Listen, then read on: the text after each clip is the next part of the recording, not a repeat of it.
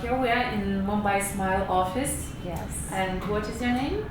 My name is Natasha Ralston and I'm from Mumbai. And in the organization, I'm working under the awareness unit and I'm heading that unit. And my job predominantly is to interact with our international visitors and help them understand the work that we do. And since it's an awareness department, it's also about spreading awareness about the work that the organization does in the society and spread awareness about our projects. We heard already the story about how this organization appeared, but it's very interesting how you came for understanding that you want to be in this organization, because you are a young, beautiful woman, and maybe lots of other young women, beautiful, educated, with good English, can think, okay, we are going to build up our career or travel around the world, but you devote a lot, almost all of your time to stay with children in slums or to organize this activity. How you came for this? So to be honest, I never ever thought that I would be working in the development sector. I didn't know that I would one day be working here. I was a student of Spanish and I was learning the language. And when I was studying that language, I had the opportunity to come and work here. So I took up this opportunity because even though I never thought that I would work in an NGO, but I was always fascinated by the kind of work that an organization does. And for me, I had the passion of the language, and for me to be able to utilize it here and utilize it for a noble cause, I think that is what really inspired me and motivated me to work here. So although I came here to work as a language professional also, and when I had the opportunity, when I interacted with the children, the women, and when I get to see that how their lives are being changing, and I feel a small part of a huge change, and I feel happy that I'm able to contribute in some way for the people of my own city. So I think that is something that has encouraged me to continue working in this sector. It's very interesting that sometimes you never know what will really makes you happy. Yes, yes. And there is a satisfaction when you go back home. You are satisfied with the job you've done, and I think there are a lot of jobs that the world offers you outside, but there are very few that really give you a sense of satisfaction. And in this work, I am thoroughly satisfied, and I think that is what has really encouraged me and motivated me to continue working here. I have a program. I'm working with people about their mission in life, and very often I say, okay, if you come back home and you feel complete satisfaction, then you're following your way. Okay. So what is your mission in life? What is how do you feel it? Yes, I think my mission, I wouldn't say is too great. I think my mission is more about me, in the sense of changing myself and developing myself. So when I would definitely like to be associated to work or to activities or people which help realize or help me realize of how I can change myself and improve myself, which in the long run, the broader sense, is the good for everybody, because you generate that happiness for others, you work for others, and if you are happy, you're able to make the people around you happy. So it's more about changing myself, bringing myself, undoing things that are wrong within me, and maybe bring that change within me. So if working in this place, in this sector, I think I get that a lot when I get to see the people who are around me, when I get to see the needs that they need, or how satisfied they are in the little that they have. I think that is something that makes me realize of sometimes things that we take for granted, and so I learned to be more content and be more happy. So I think that's the mission is to bring a change within myself. Super. And I know that usually ONG, they how to say, they exist because of donations of people.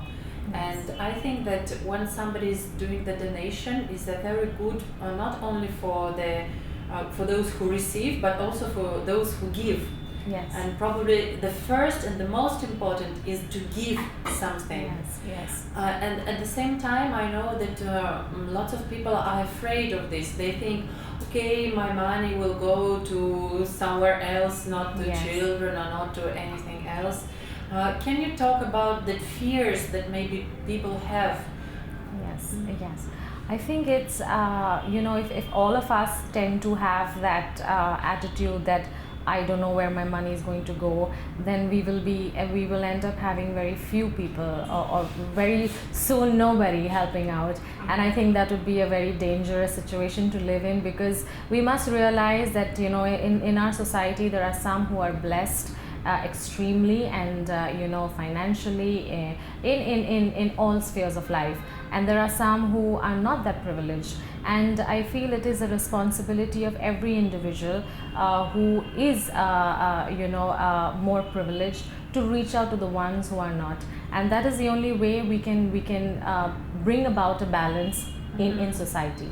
So I know, of course, at the end of the day, you are worried as to where your money is going. So I think it's just essential that you think wisely. You must be selective. You must be cautious, but never give up that attitude of giving, because it's when you give, there is a sense of happiness that nothing else brings you. And I think that is keeping that spirit alive is very essential for all of us. Yeah, so I totally agree. Thank you. And I wanted to ask you, so now we were in one of slums, yes? And yes. You said that in Mumbai there are lots of slums, and as well as in India, and in other countries they also do exist. Yes. Working with them, why do you think they exist? Why? How it happens that they start existing? Yes, I think it differs from country to country. If you look at India, we have a lot of slums, is because India is a developing country, and there are cases where not everybody in the entire country, not all parts of the country is developed.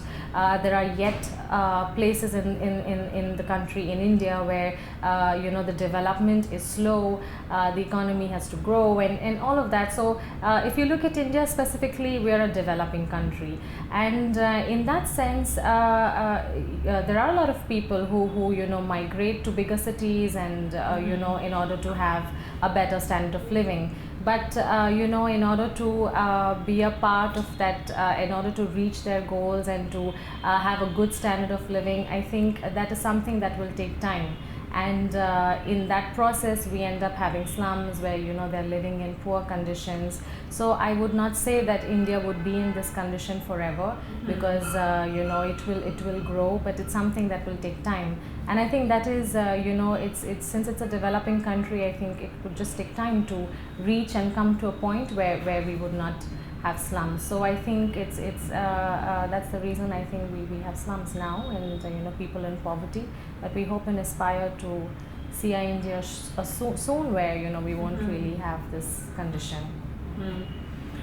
Today when we were in this slum, I was walking there and I thought, how often we don't value what we have. Yes. How often we have all our facilities for life, and we have everything to survive, but even more than survive. Yes. And we even don't have in our mentality the thought that people can live like this. And Yes. really we don't value things that we have. Yes. Okay, and the last question is you're a very unusual person. For this world, yes, because not many people are devoting themselves for the sake of humanity. Yes. So it's very interesting to know, what is your biggest dream in life?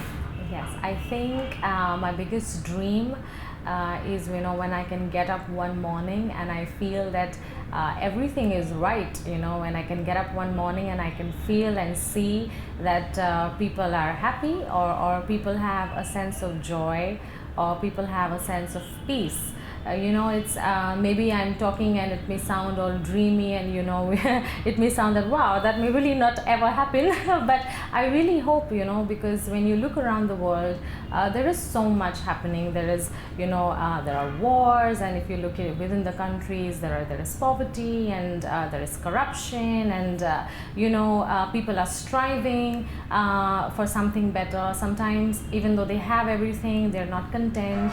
So sometimes you really wonder where the world is heading, But I really hope, and I dream and I long for that day when there will be a time when everyone is satisfied. They have a sense of peace within them, and they're just content. And where there is no sickness, there is no poverty, there is no unhappiness, and there is an innate love for one another. So I look forward to that time where somebody loves you for who you are, and not because of how much money you have, Yeah. or how much you have studied, Yeah. or the profession you have. So I think I really long for that day and for that time, and I strongly believe that time will come, and there will be a time where we all would be content and happy, and love one another for who we are. Super. That's wonderful, and I think that in this dream we are one. Yeah. Okay. Wonderful. Okay, thank you very much. Thank you so much.